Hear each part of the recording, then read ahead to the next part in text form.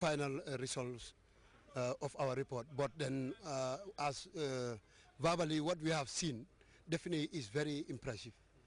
Schools have definitely changed. There is a lot of impact in regards to the CCM, that operations that has been going on countrywide.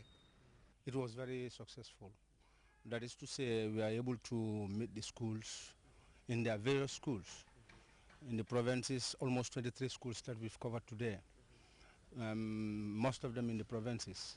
Where my experience is that most of the problems that we find out are in the provinces. They face a lot of challenges, though education department is doing well. They are the best departments that I have in passing, but I think there's a need for them to intervene. We have had a very fruitful mission. We've gone from regions 4 to 2 to 1, and we are quite impressed overall, of the findings in the schools. Of course, we will do a report, an end of tour report, which we will share with the Ministry of Basic and Secondary Education. But before that, I would want to place on record our appreciation to the Ministry for financing this tour and allowing us to work independently. The schools were not notified that we were coming as a select committee on education, and therefore we found them in their natural settings. Samuel Ba, Grts. Thousands of supporters of Senegal's PDS party have stormed the streets of the capital Dakar in a mass show of support for the embattled Karim Wade. An oil-giant British Petroleum has been ordered to pay $4.5 billion to the U.S. government for the 2010 oil spill in the Gulf of Mexico. We'll take a look at those and other stories after this break.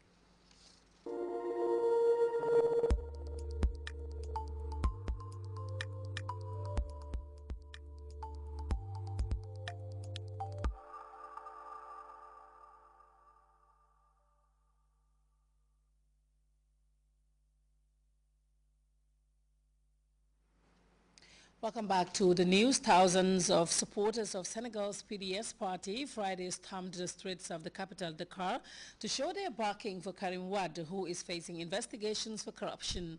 As we hear in the CFI report, the son of the former Senegalese president and 6 others who all served the Wade government are barred from leaving the country. PDS supporters gathered near the gendarmerie in Dakar to cheer on Karim Wade, who is under investigation for corruption. Karim Wade, the former Senegalese president's son, was questioned for 10 hours on the origin of his fortune. The corruption investigation is still underway. Wade and 6 former officials are now not allowed to leave the country. The former Minister of the Interior is among them, but he rejects the investigation. This court cannot judge former ministers. Only the High Court of Justice can do that, under terms of Article 101 of the Constitution. But Senegalese President Macky Sall wants justice to run its course. It is in the interest of a citizen who is subpoenaed for questioning to answer. If he does not answer, he'll be investigated in one way or another. The Senegalese people are following the investigation very closely, as it is the first of its kind since the country gained independence. Well, British Petroleum BP is ordered to pay a fine of $4.5 billion to the U.S. government for the 2010 oil spill in the Gulf of Mexico. The unprecedented ecological disaster saw hundreds of kilometers of the coastline destroyed by the oil spill. This is said to be the largest criminal environment settlement to have ever occurred. Details in this report. It was an unprecedented ecological disaster, officially responsible for the huge oil spill in the Gulf of Mexico in April 2010. British Petroleum will pay $4.5 billion in fines and other payments to the U.S. government. It will also plead guilty to 14 criminal charges connected to the giant oil spill. The main $4.5 billion payment will go towards the environment, cleaning up hundreds of kilometers of coastline and preventing future oil spills. BP will reportedly not have much difficulty making the payments. The $4 billion settlement is the largest criminal environmental settlement to date.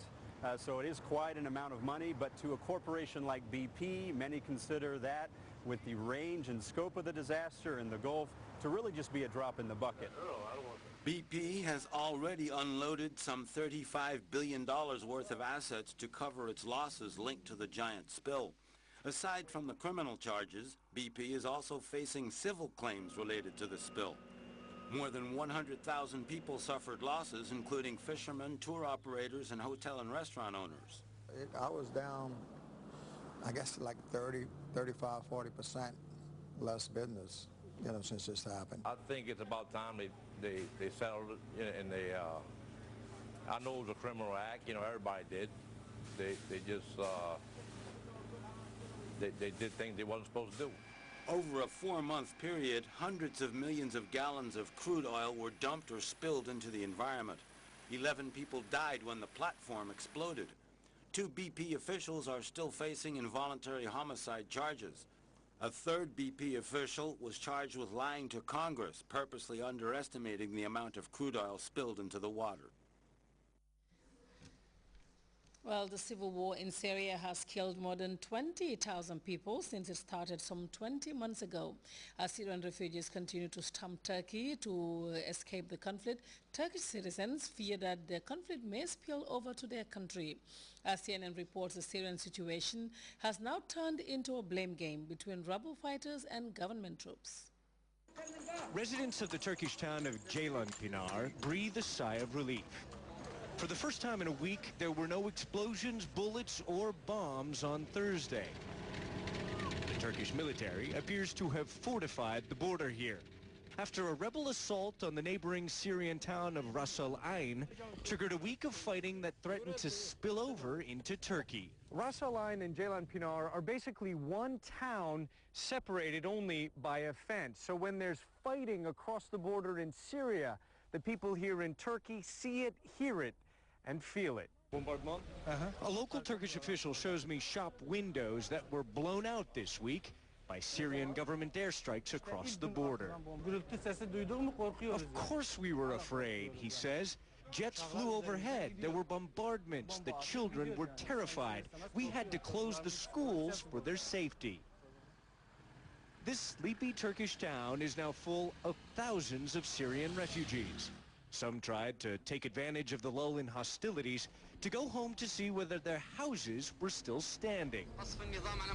But we found one Syrian who came to Turkey with a very different mission. This activist, who calls himself Abu Muslim, asks us to hide his face to protect his family in Syria. I get a picture and interviews with the people in Syria. And what are you doing with the pictures now? Send to TVs, to upload to YouTube. YouTube? Yes. To all the people in the world see this. To see what happens. Yes. Using only his cell phone as a camera, Abu Muslim filmed pictures of bombed-out buildings he now distributes over the internet. The same simple method used by activists who filmed terrified civilians fleeing as Syrian warplanes attacked Ras Al Ain earlier this week. They also showed how rebels led wounded civilians to the border gate, where they were met by Turkish soldiers and ambulances. Today, on the Turkish side of the border, municipal buildings and ordinary homes are full of refugees. The refugees here are understandably nervous to speak to us on camera, but in private conversations, some of them tell me that they blame the rebels, the Free Syrian Army, for bringing the conflict to their town, which until last week had been considered a safe haven. The Free Syrian Army has claimed victory in Ras Al Ain, apparently ignoring the fact that some residents did not want the rebels here in their town in the first place. Ivan Watson, CNN, Ceylanpınar on the Syrian-Turkish border. Well, we'll now join the Central Forecast Office for a look at the weather report.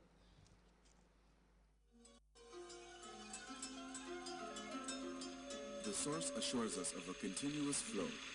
And from there, everything follows. And for those of us who know what the River Gambia stands for, understanding its sustainability in all